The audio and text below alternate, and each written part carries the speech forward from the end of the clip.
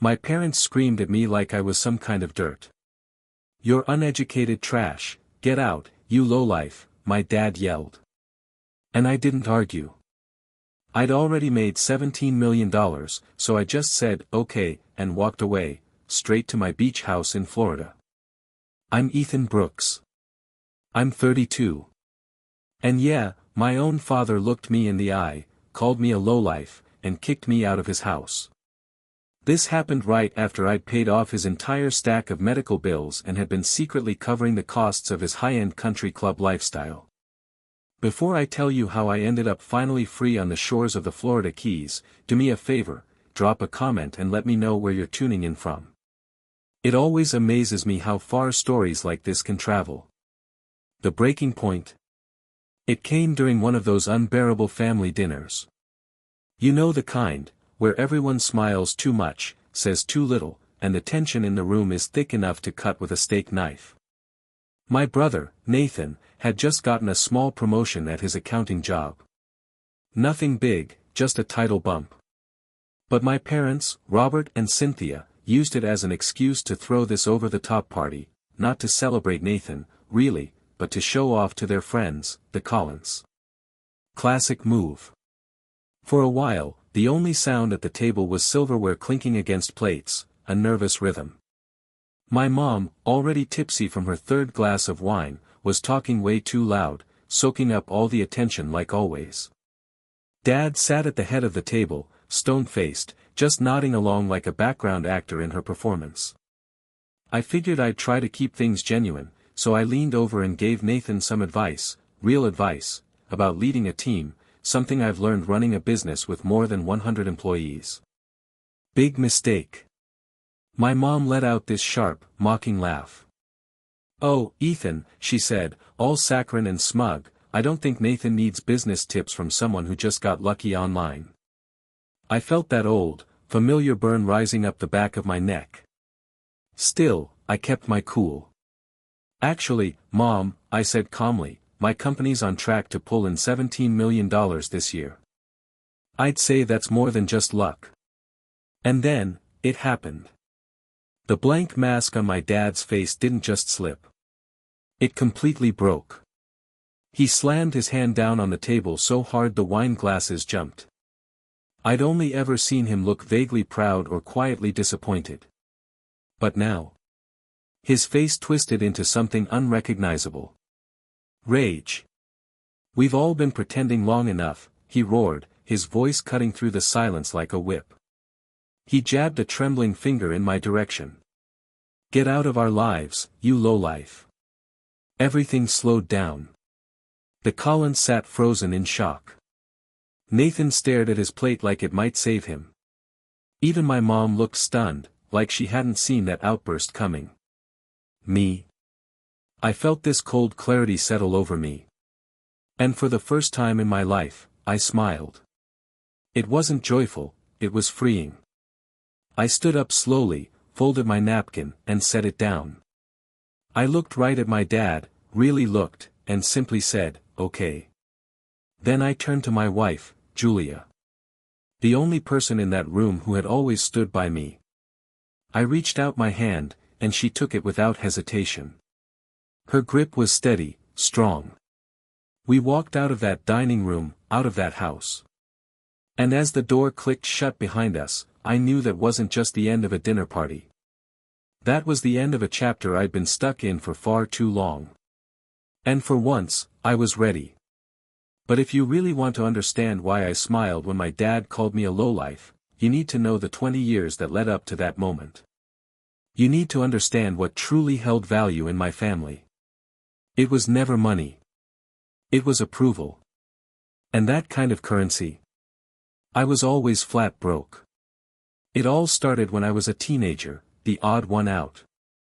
While Nathan was nailing his SATs and planning out his dream corner office, I was out in the garage, surrounded by wires and old computer parts, trying to build something, anything, that felt real. I didn't see the world like they did. I didn't care about grades or titles.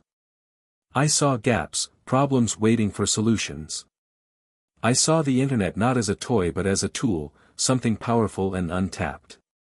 I remember being 18, heart racing, full of hope. I just finished writing a business plan for a web design service, something small but solid. I ran to the kitchen where my mom was arranging flowers with her usual perfectionist flair. "Mom," I said, excitement bubbling over, "I've got something, an actual plan. I want to build websites for all the local businesses.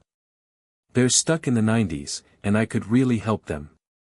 She didn't even look up. Just snipped a stem and said, "That's cute, honey.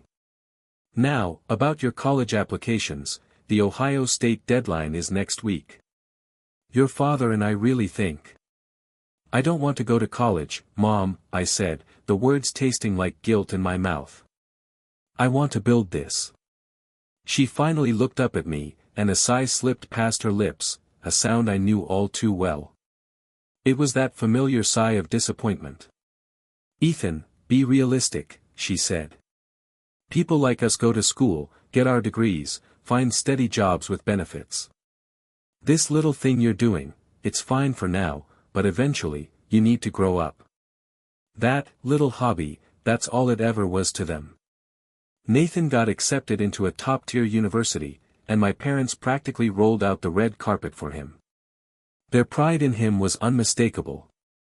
Meanwhile, I stayed behind, juggling odd jobs just to fund my dreams. First, it was the web design business. It flopped. Then I tried launching an online t-shirt shop, but that crashed and burned 6 months in. Every failure felt like another strike against me in their eyes, another reason for them to shake their heads in quiet disapproval.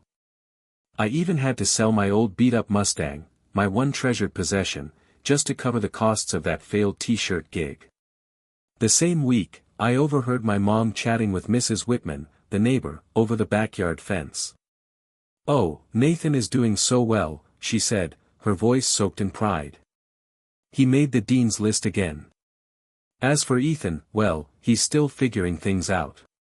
The pity in her tone stung worse than outright criticism. But through all of that, there was Julia. We'd met in high school.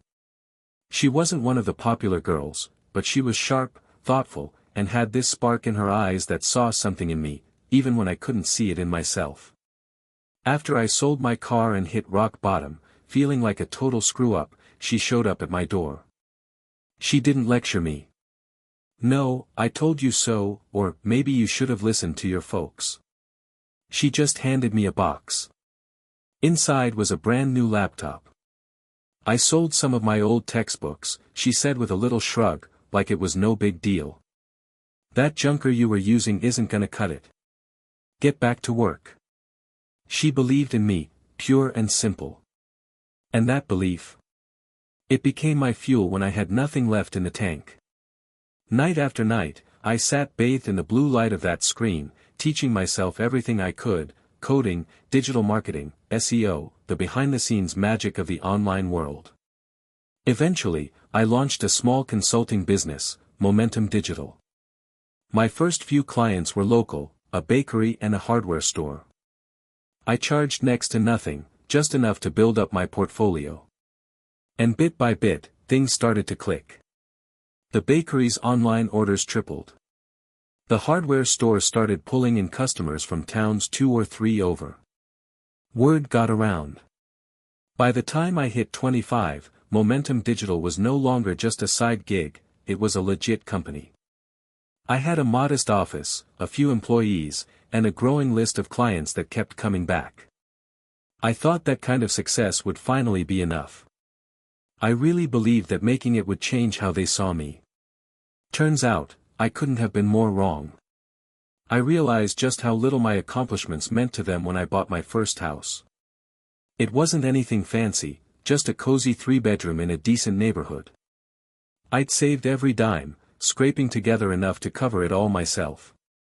I walked into my parents' house holding the keys like a damn trophy. "I did it," I said. "I bought a house." My dad glanced up from his newspaper. "Good for you, son," he said casually. "Let me know if you need help with the down payment, we can help out." "I don't," I cut in, maybe a bit too sharply. "I paid for it. All of it.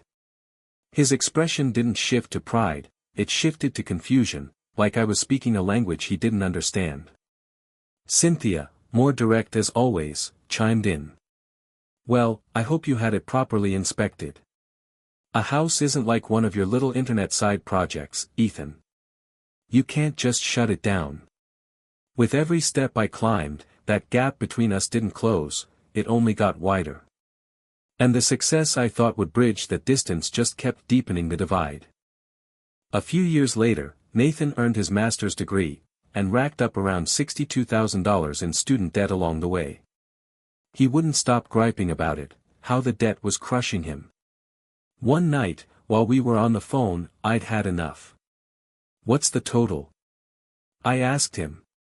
The total what? Your loans. All of it. He told me. The next day, I went to the bank and wired the entire amount. Then I sent him a quick text. It's taken care of. Go live your life.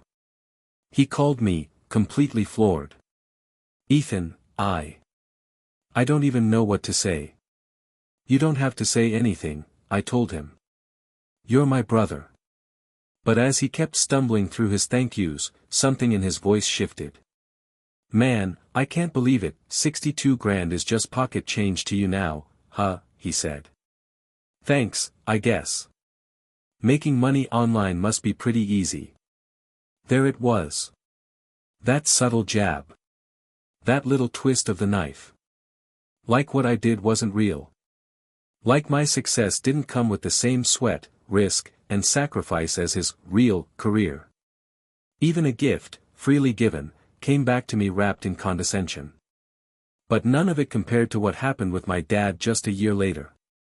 That's when everything changed. He had a sudden heart issue and needed emergency surgery. Then came the hospital stay. It dragged on longer than anyone expected. Sure, insurance took care of part of the bill, but there was still a massive $77,000 gap staring my parents in the face. I remember hearing them in hushed voices, stressing over what to do, talking about dipping into their retirement savings, maybe even selling off some assets. I didn't even blink. I walked straight into the hospital's billing department and paid the full amount on my credit card. Later, I told my parents it was all a clerical error, something with the insurance that got sorted out at the last second. They were relieved, and thankfully, they didn't press for details. I think it was just easier for them to accept that version of events, a lucky fluke, than to believe their dropout son had stepped in to save the day. My success had quietly become their safety net. But instead of bringing us closer, it just created more distance. They benefited from everything I built, vacations, house renovations, comforts they couldn't afford on their own, but deep down, they couldn't stand the fact that all of it came from the very thing they used to mock. They loved what my work provided them, but they hated the path I took to get there. I'd paid for family trips to expensive resorts. I covered the cost when they remodeled their kitchen. And all the while, my mom still managed to sneak in those cutting little compliments at family dinners. It's so lovely that Ethan can treat us like this, she'd say to the table, smiling sweetly. He works so hard on that little computer of his. But the final blow, the moment that truly broke something inside me, was tied to one place, the Westwater Country Club. My mom had always dreamed of joining. To her, that place represented everything, status, prestige, belonging. One afternoon, I overheard my dad on the phone, quietly telling someone that the membership fees were just too high that year. So, I did what I always did. I handled it. I reached out to the club, paid the $17,000 annual fee in full, and had the welcome packet sent to my parents anonymously, from a friend. Cynthia was over the moon. For the next 12 months, it was all she talked about, the brunches, the golf tournaments, the people she was rubbing shoulders with. She wore that membership like a crown, proof that she and my dad belonged among the elite. And she never once knew that it was her so-called failure of a son who made it happen. I kept it all bottled up. Smiled through the subtle digs. Picked up the tab. And deep down, I kept hoping, just maybe, they'd see me someday. Not my bank account. Not my resume. Just me. Ethan. Their son.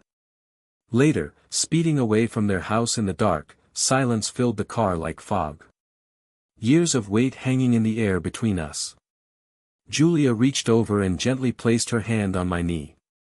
"You okay?" she whispered. I looked at her, watching the streetlights flicker across her face, and for the first time, I felt the pressure in my chest ease. "I am now," I said quietly. "I think I'm finally done trying." It hit me like a wave. It wasn't the end of something. It was the beginning. The months that followed were strange. Freeing in one breath, tense in the next. At work, Momentum Digital was taking off like a rocket. We just landed a huge contract with a national athletic brand, beating out 3 major agencies out of New York. Our strategy was different. While everyone else pushed sterile corporate ads, we focused on real stories, honest narratives. That authenticity resonated. We weren't supposed to win, but we did. We were the scrappy underdogs rewriting the rules. One day, my face ended up on the cover of a small business magazine. My income? It didn't just pass my dad's. It blew it out of the water. You'd think that would have made them proud. Instead, it just made things worse. Success, I had learned, wasn't the cure, it was fuel on the fire. My generosity, which I once thought would help us reconnect, started feeling like ammunition they used against me. After I paid for my father's surgery, I thought, just maybe, something would shift. A thank you. A moment of recognition. But all I got was silence. Not the peaceful kind, but the heavy, uncomfortable quiet of someone who knows they owe you more than they'll ever admit, and resents you for it. The passive-aggressive comments came more often after that. Usually filtered through my Aunt Debbie, my mom's younger sister. Debbie had this gift: she could lace a dagger in sugar and make it sound like a compliment. Every so often, she'd call my mother, pretending to be impressed. "Oh, I saw the news about Ethan's company," she'd chirp. "Just amazing what he's managed to do without a college degree." I remember one particular call. My mom rang me right after, tension in her voice. "Your Aunt Debbie called," she said, skipping the usual pleasantries. "She saw that article about you in Digital Robertetter Monthly." Then, with that familiar tightness, she added, "She just doesn't understand how you manage all of this, without a degree. She says it's amazing." I could feel the rest of it hanging in the air between us.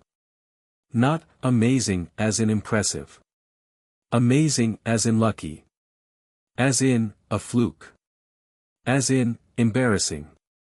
"Well, tell Debbie I said thanks," I muttered, my voice flat and drained. "It just puts us in an awkward position, Ethan," my mother continued, her tone climbing with frustration. "All our friends. Their kids have PhDs. They're doctors, lawyers, and then we have to explain what it is you even do with that computer." "I run a multi-million-dollar company, Mom. That's what I do." "Don't take that tone with me," she snapped. And just like that, the conversation ended the way it always did, with me feeling like a disobedient kid who talked back. The contrast between how I was treated at home versus at work was getting more and more jarring. In one part of my life, I was a respected entrepreneur, someone who made real decisions, led a team, broke ground. In the other, I was still the family fluke. The black sheep who stumbled into luck. Nothing highlighted that divide more than the time I bumped into Preston Hale at a tech summit in Chicago. Now Hale, he was the golden boy. The kind of guy my parents would have bragged about endlessly if he were their son. MBA from Wharton. Tailored suit. Confidence bordering on arrogance. He ran an old-school agency, a polished, decades-old operation that represented everything traditional. We were both pitching for the same big client, an eco-friendly beverage brand trying to break into the mainstream. That night, we found ourselves at the same networking event. I spotted him before he saw me, but he made a beeline as soon as our eyes met, drink in hand, smirk already forming. "Brooks," he said without offering a handshake, his voice dripping with smugness. "Didn't expect to see you here. Thought these events were a little academic for your kind. You'd be surprised how much you can pick up when you're not just reading it from a textbook." "Hail," I replied casually, keeping it light. He let out a fake laugh. "Ah yes, the School of Hard Knocks. Very quaint." Then he added with a wink, "No hard feelings when we land the pure SIP account. It's just business, after all. They need a firm with a real pedigree, not just a flashy startup." And just like that, he walked off, leaving behind the bitter taste of every condescending comment my family had ever made. But 2 weeks later, I got the call. We landed the account. The CEO of Pure SIP told me directly. "Your team's passion. It was undeniable. You didn't just pitch a product, you told its story. The other guys? All they gave us was a spreadsheet." I hung up the phone feeling a kind of satisfaction I can't describe, pure, real, and completely mine. This win had nothing to do with my family. It wasn't about proving anyone wrong. It was about proving myself right. Meanwhile, Nathan wasn't doing so hot. His secure, respectable job at the accounting firm had turned into a grind. He was burned out, constantly passed over for promotions, and working himself into a corner. He never came out and said it, but I could hear it in his voice during our short, stilted calls. Then one day, Julia came to me with a troubled look on her face. "I was talking to Nathan's wife," she said gently. "She told me he's been really down. His boss is awful, and he feels like he's going nowhere. Even after everything, I still felt something for him. He was my brother." I gave it some thought, then picked up the phone. I called in a quiet favor. An old client of mine was on the board at a rival accounting firm, one with a much better reputation. I didn't directly ask for anything, just talked Nathan up. I told him about his work ethic, his reliability, how he had potential nobody was tapping into. I planted the seed. Let it grow. About a month later, Nathan called me, and this time, his voice had life in it. "You're not gonna believe this," he said, practically buzzing. "I just got headhunted. Senior position at Grant & Lell. Huge step up." I smiled, genuinely happy for him. "That's amazing, man. I'm proud of you." "Yeah, it's wild. They just called me out of nowhere," he said. "Guess all that hard work finally paid off." I never told him the truth. Didn't need to. Let him have his win, untainted. That promotion. That's what led to my mom planning the big celebratory dinner. And the irony? It was thick enough to choke on. A party thrown to celebrate a success I'd secretly orchestrated, in a house upgraded by the very career they disrespected. Julia saw the invitation and frowned. "Are you sure you want to go, Ethan?" she asked, worry in her voice. "You know how these things usually end." I paused. Every instinct in me screamed to stay away, to protect the fragile peace I'd finally started building. But that little part of me, the one still chasing their approval, wouldn't let go. "Maybe it'll be different this time," I said, half believing it. "Maybe with Nathan's win, we can finally just be a normal family." "I have to go," I added, trying to sound more sure than I felt. "It's for Nathan." Looking back, I should have known better. That hope had died a long time ago. But there I was, walking straight into the storm again. The drive to my parents' place was quiet. The sun dipped behind the trees, painting the Ohio sky with soft shades of orange and purple, a peaceful scene that didn't match the knot in my stomach. Julia sat beside me, tense. I could see her eyes flicking over to me every few seconds, her brows drawn with concern. "We don't have to stay long," she said gently, breaking the silence. "We can say congrats, show our faces, and slip out early." I reached over, gave her hand a squeeze, and whispered, "It'll be okay." Truth be told, I was trying just as much to convince myself as I was Julia. But the second we stepped through that front door, the weight dropped right back onto my shoulders like it never left. The smell of roasted chicken filled the air, mixed with that signature perfume my mother always wore, expensive, floral, just a little too strong. The Collins were already there, laughing and chatting with my dad in the living room. My mom floated toward us in her usual performative way, air-kissing the space beside my cheek. "Ethan, Julia, you're here," she chirped. "Nathan's just opening his gift from us." She didn't wait for a reply, just steered us straight toward the dining room like she was directing a play. The whole house buzzed with fake warmth and overly polite conversation. It was all just so staged. I watched my dad, Robert, from across the room. The man had mastered the art of avoidance. His eyes would skate right past me, never landing long enough to really connect. If he did speak to me, it was small talk, weather, sports, whatever safe topic he could grab that didn't touch anything real. It wasn't accidental. It was intentional, calculated. I was standing in his home, but I wasn't really welcome there. To him, I wasn't a son. I was a reminder of something inconvenient, an uncomfortable truth that didn't fit their narrative. And just when I thought I had a handle on it, the tension cranked tighter. Right before dinner, I was near the fireplace when I overheard my mom whispering to Mrs. Collins like they were sharing a state secret. "Oh, the brunches at Westwater are just lovely," she was saying in that overly delighted tone.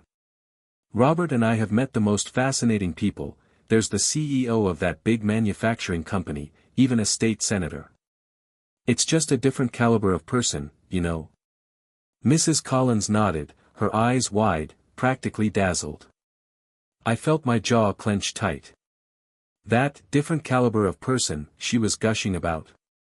I was the one footing the bill for those country club dues.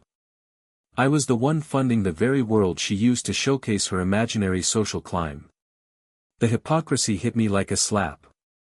Still, I took a deep breath and made my way into the dining room, determined to get through the night without starting a war. I had brought a gift for Nathan, a stunning watch I knew he'd had his eye on for months. Something to mark his new chapter. I handed it to him, smiling, trying to focus on just that moment. But of course, my mom couldn't help herself. She leaned in, peering over his shoulder and said just loud enough for the room to hear. "Oh, another extravagant gift. Then, with that signature edge, I do hope you're not just throwing your money around, Ethan. You know, taste can't be bought." It was a bullseye, presented with a smile and wrapped in fake maternal concern. Just before we sat down, Julia pulled me aside into the hallway. Her eyes were full of concern. "Ethan, please," she whispered, "let's just go. This isn't healthy. Look at you, your jaw's so tight, you're about to explode." I looked at her, really looked at her.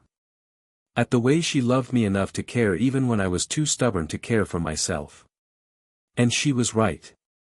Every bone in my body wanted to turn and walk out. But something inside me had shifted. All the years of biting my tongue, of swallowing frustration, had hardened into something else. Something solid. I wasn't there anymore hoping they'd change or expecting some magical moment of approval. I was there because I needed closure. "I know," I said softly, but with conviction. "But I need them to say it, Julia. Out loud. No more hints, no more digs disguised as advice. I need to hear what they really think. I need it to be over." She studied my face for a beat, and whatever she saw there made her nod. She understood. This wasn't about pride. This was about ending a war that had been going on in silence for years. We returned to the table and took our seats. The conversation flowed around me like a river I no longer belonged to. Robert went on about his golf game. Cynthia prattled about a charity gala. Nathan beamed as he talked about his new responsibilities. I just sat there, watching, feeling like an outsider peering in at some foreign tribe. These were my people, yet they felt like strangers. And still, I could sense it building. The air was changing. The pressure was dropping. I could feel the tension vibrating in the room like thunder in the distance. Every glance from my mother carried sparks, flashes of judgment behind her polished smile. And my father, calm on the outside, but I could feel his discontent simmering just beneath the surface. The storm was about to break. The main course was brought out, and with it, the real show began. As always, it started with a harmless question from someone who meant well. Mr. Collins, bless him, turned to me with a friendly smile. "So, Ethan. Robert tells us your internet company is doing quite well. That must be exciting, huh?" I barely had time to respond before my mother jumped in. "Oh, it certainly keeps him busy," she said, gently dabbing the corners of her mouth with a napkin. "Ethan works so hard on that little computer of his." There it was again, minimizing, undermining, right in front of a table full of people. I chose not to react. Instead, I turned to Nathan. "So, the new role," I said, keeping my voice even. "You'll be managing a team of 12, right? My advice, for what it's worth, try to get one-on-one meetings in during your first week. Nothing builds trust faster." Before Nathan could respond, my mom put her fork down with a sharp, deliberate clink. "Ethan, please," she said, voice cold. "I'm sure Grant and Lel has a perfectly capable HR department. Nathan doesn't need management tips from someone who's never held a real corporate job." The entire table went still. It was dead quiet. This was the first shot fired. I took a slow sip of water, steadying myself. "Mom," I said evenly, "I manage 120 people. We've got an entire floor in one of the largest office buildings in downtown Columbus. This isn't some side gig, it's a real career." My voice stayed steady, firm. I wasn't holding back anymore. Years of staying quiet had come to an end. "Oh boy, here we go," she muttered, rolling her eyes over at Cynthia Collins like she was putting on a show. "This is his thing. He gets defensive because he's insecure, probably about not having a real education." "Insecure?" I chuckled, dry and cold. "Mom, I'm not the one who's insecure." My words sharpened. "I paid off Nathan's $62,000 in student loans from that real education you're so proud of. I covered $77,000 for Dad's heart surgery. And this house you're sitting in? The new roof you got last summer? My money. I'm not insecure, I'm just exhausted." I hadn't planned to spill everything like that, but it all came out, fast and raw. A flood of truths I'd been holding in for years. Nathan shrank in his seat, his face turning beet red. My mother went pale, then red, then some strange shade of both, rage blotching her skin. "How dare you," she whispered, venom in her tone, her voice shaking with fury.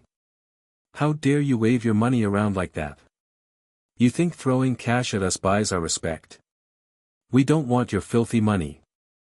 The tension snapped like a live wire. In that exact second, watching the unfiltered hatred twist her face, something clicked. All those years I'd spent bending, hoping, trying to fit into their perfect picture, vanished. All that remained was crystal clear clarity. I leaned back, slow and calm. A genuine smile formed, one of those smiles that comes when you realize you're finally free. "Really, Mom?" I asked, voice low, laced with quiet finality. "You don't want my dirty money?" I locked eyes with her. "Well then, I guess I should call Westwater Country Club first thing tomorrow and cancel that membership I've been paying for behind the scenes these last 2 years." You could have heard a pin drop. Mrs. Collins gasped, it cut through the silence like a bullet. She and her husband exchanged a horrified glance, practically jumped in their seats. They subtly shifted their chairs away from my parents like sitting too close might get them infected. They weren't just guests anymore. They were the jury. And the verdict was obvious. My mom's mouth opened and closed, but no words came out.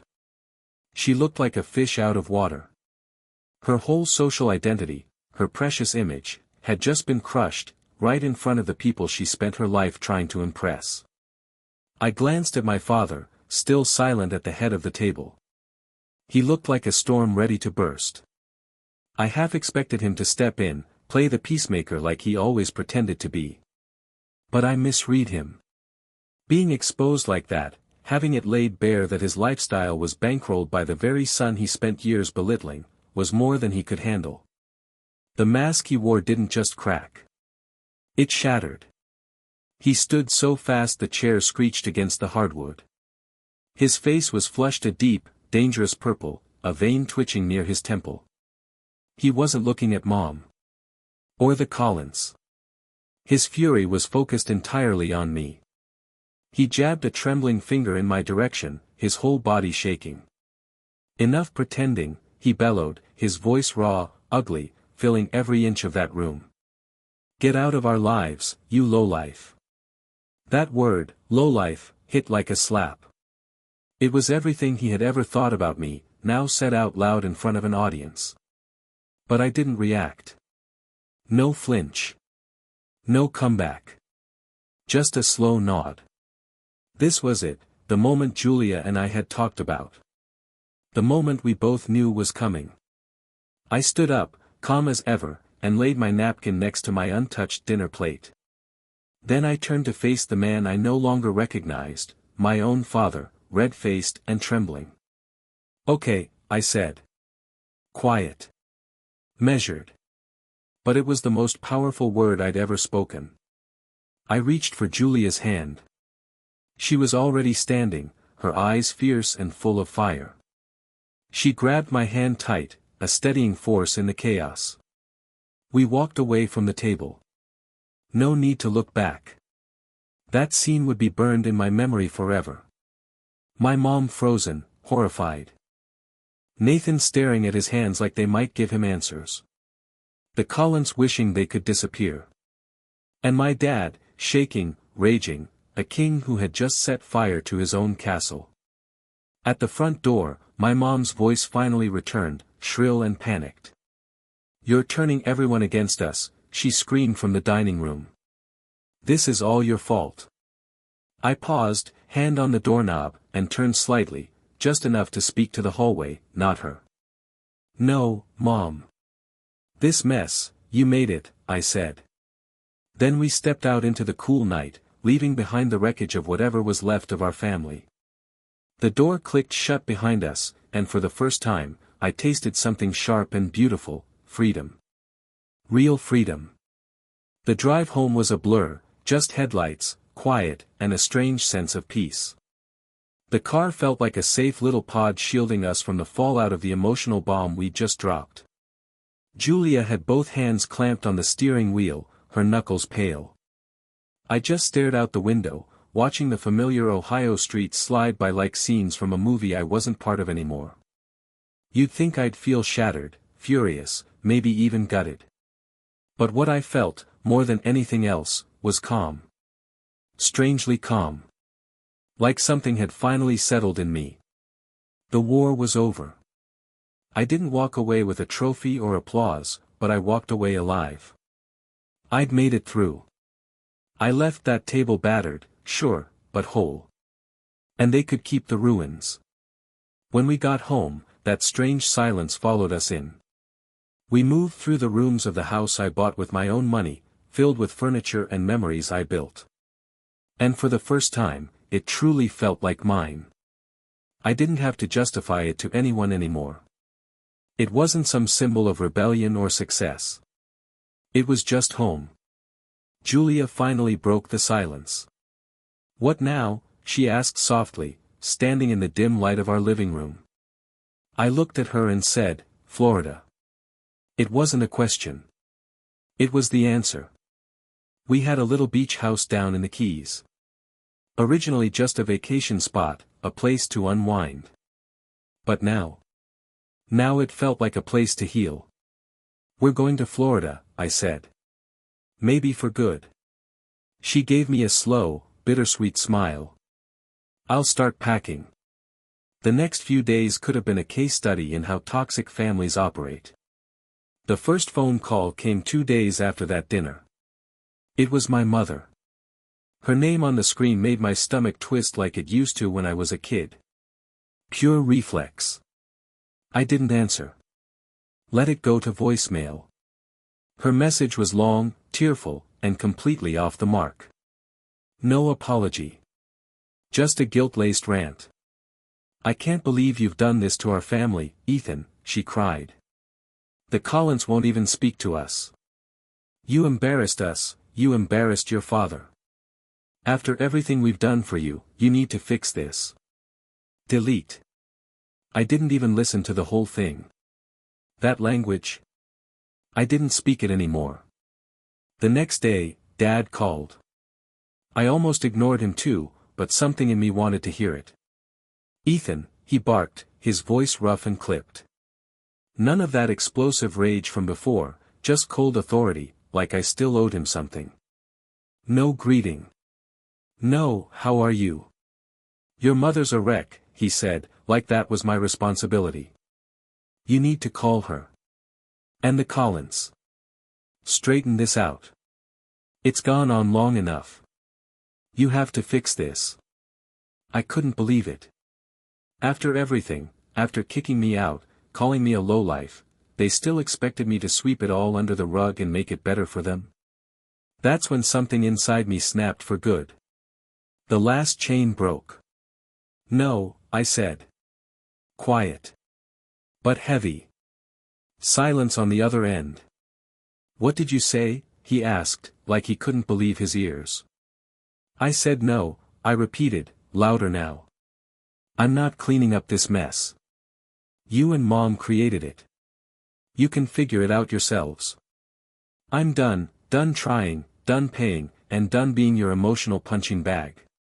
Don't call me again unless you're ready for a real conversation. And that starts with an actual apology. From both of you."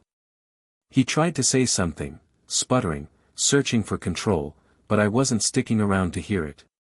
"Goodbye, Dad," I said. Then I hung up.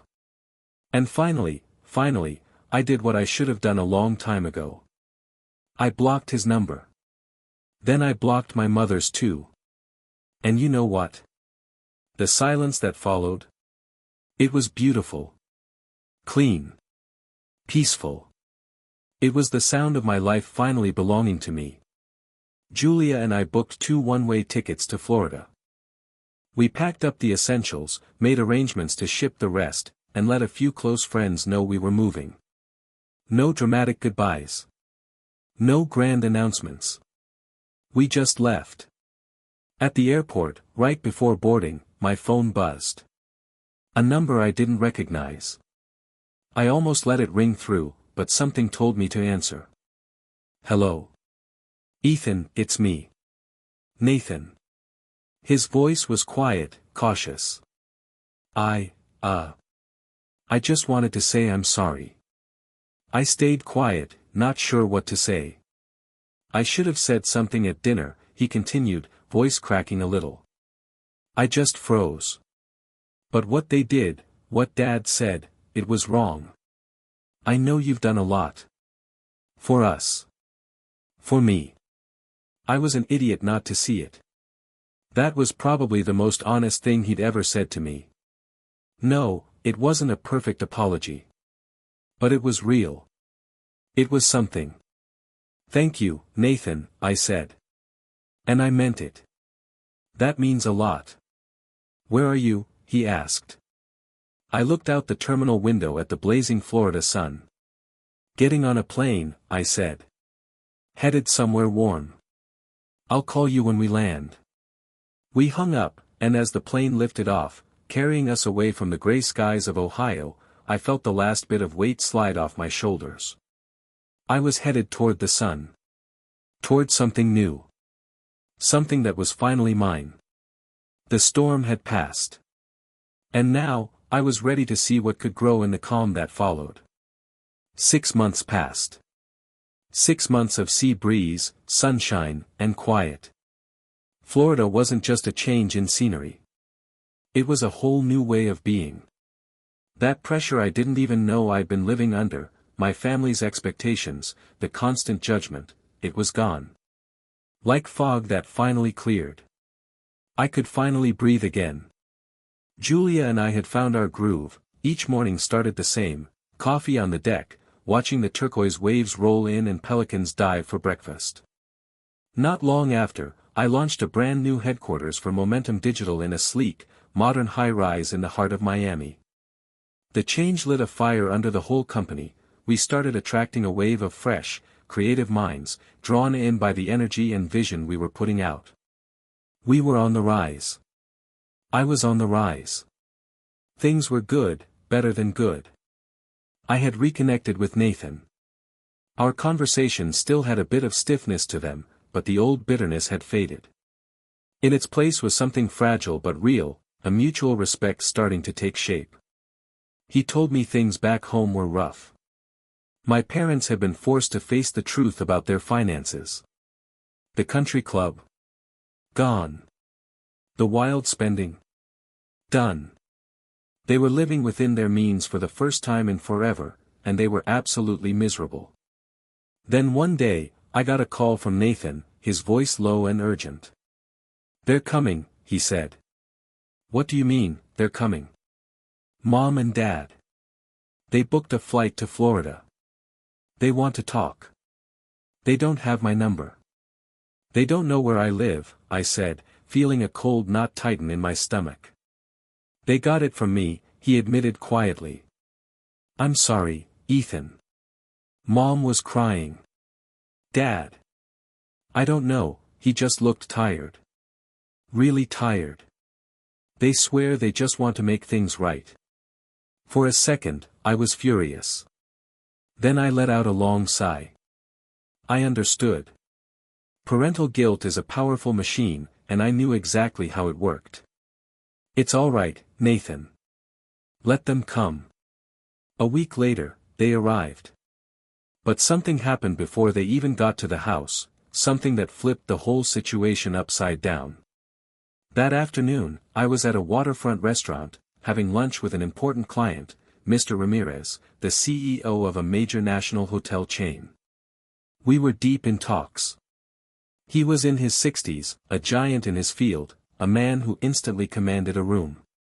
He was sharing the story of how it all began for him, how he turned one small roadside motel into an empire. "People who haven't built something from the ground up, they just don't get it, Ethan," he said, pointing his fork at me.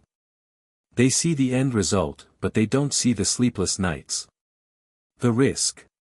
The grit. They don't respect the work." Then he raised his glass. "But I respect the grit." We toasted. It was a moment of pure, mutual understanding, respect, from a man who actually was everything my father only pretended to be. And that's when I saw them. My parents. Robert and Cynthia. Standing awkwardly by the hostess stand. They must have come straight from the airport. They spotted me sitting there, laughing, relaxed, sharing a toast with a man like Mr. Ramirez. They saw me in my world now, a world where I didn't need them. I wasn't the disappointment anymore. I wasn't begging for a seat at their table. This time, I was the table. They had to stand there and wait. The hostess, completely unaware of the emotional hurricane brewing, politely told them it would be about 15 minutes for a table. I watched as my dad's shoulders dipped ever so slightly. My mom's jaw tightened, caught between the old familiar pride and a strange new feeling she wasn't used to, powerlessness. The balance had shifted. Not because I demanded it. But because I'd built a life so far removed from theirs, they no longer had the gravity to pull me back in. Later that evening, they came to my home. The tension hung in the air, thick and heavy. The house, with its sleek design, open floor plan, and sweeping ocean views, was a loud, undeniable declaration of success. One they couldn't write off anymore. My dad was quiet, almost withdrawn. My mom tried to keep up her usual act of matriarchal control, but it came off hollow. Julia was cordial but distant. Graceful. Composed. A quiet guardian of this new life we had built. Later that night, while I was outside talking with my father on the deck, my mom and Julia had a moment alone in the kitchen. I didn't hear about it until later. Julia had offered her a glass of wine. Cynthia took it, her hands trembling just a bit. She looked around the modern kitchen, taking it all in. "It's a beautiful home, Julia," she said softly, barely above a whisper. "Thank you, Cynthia. Ethan has worked very hard." Cynthia stayed silent for a while, just staring out at the dark water beyond the windows. Then she said something that caught Julia completely off guard. "I wanted to open a flower shop." One evening, her eyes drifted off, lost in some faraway place, and she finally opened up. "Years before Nathan was even born," she said, "I had this dream, a little shop downtown, something just for me." But then she looked down, her fingers trembling slightly as she raised her wine glass. "But your father, Robert, he shut it down.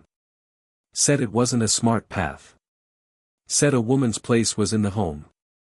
She took a slow, shaky sip. "He told me I wasn't cut out for business." It wasn't said as an excuse, and it sure wasn't an apology. It was more like a glimpse, a brief, painful glimpse into the root of her bitterness. Her anger toward my success had never really been about my lack of a fancy diploma. It went deeper. It was about the freedom I had, the life I'd carved out for myself. I'd achieved what she'd once dreamed of but was denied. That realization hit hard. When the visit ended, there wasn't some big emotional breakthrough. No tears, no long overdue apology, no heartfelt hug. But something had shifted, something real.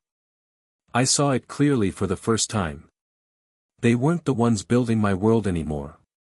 They were just guests in it. And for once, I held the power. But I didn't want revenge. I just wanted peace.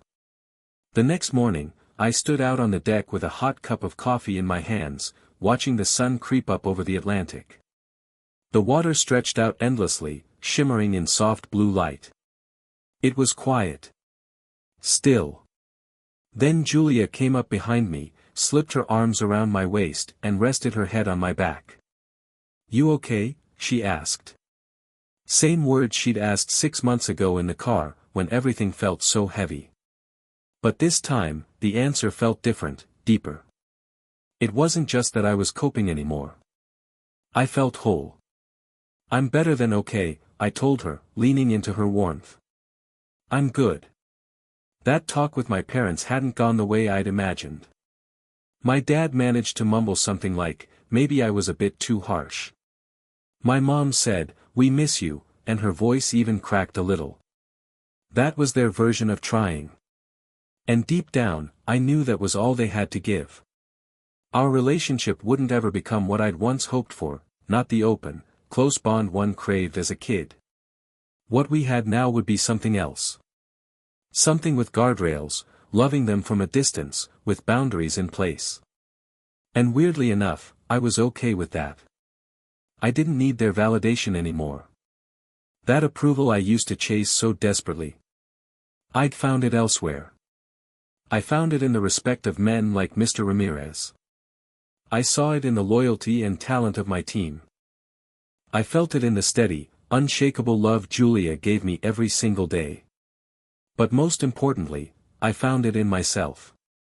I had stared straight into the judgment and rejection of my family, and chose to walk away from it. I finally realized that I could decide who I wanted to be, on my own terms. I looked out at that endless stretch of ocean. For so long, I thought being wealthy meant hitting some magic number in my bank account. 17 million, that was supposed to be my shield, the thing that would make their words bounce off me. But I was wrong. Their words still stung, right up until the moment I stopped letting them. That's when I finally understood, real wealth wasn't about the money, the house, or the business. Real wealth was this. This quiet morning. This stillness. Julia's arms around me. The power to choose my path. The freedom to finally feel enough. My worth didn't live in my dad's pride or my mom's regrets. It lived in me. It always had. The sun had climbed higher now, warming my face. A breeze came in off the ocean, carrying the scent of salt and the promise of something new. The war was over.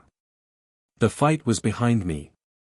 And for the first time in my life, I was home.